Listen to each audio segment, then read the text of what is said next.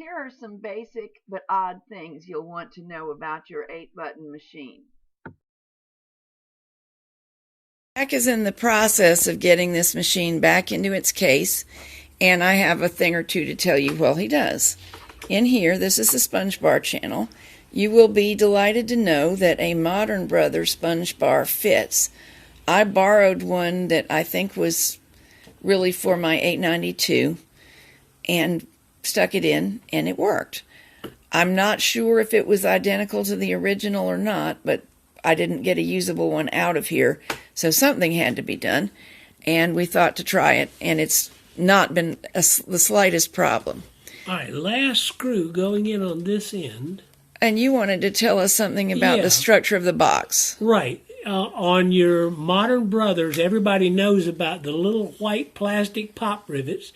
There's one in the back and two underneath that let this end cap come off.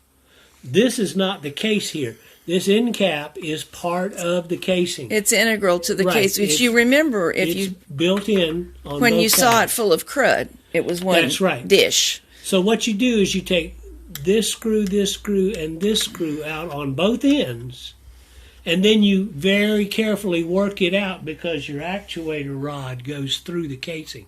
But these screws are very fine machine screws. They're short, and they have to be lined up just right so that they're below the grade of the bed casing when they're tightened in there. Oh, I see. So they're real easy to cross thread. You think, oh, it's lined up, but there's a little tilt this way or that way, and it'll stop that screw from catching the threads properly. You've got to be very gentle and sensitive. Yes, you do. You have to make sure that the pressure you're putting on it is almost nothing to get it started. Now, it's got to be snugged down, again, because it has to be... But I think this picture is actually showing you that they are below the surface of the steel. That's right. And it has to be for the carriage to pass without any impediment. That makes perfect sense. I'm swatching now with the machine flat and no clamp in it, which in fact does work on this machine because it's heavy, though I wouldn't knit a whole garment this way. But I want to point out something. The minute I saw these clamps, I thought, oh, they sent the wrong clamps, dag-nabbit.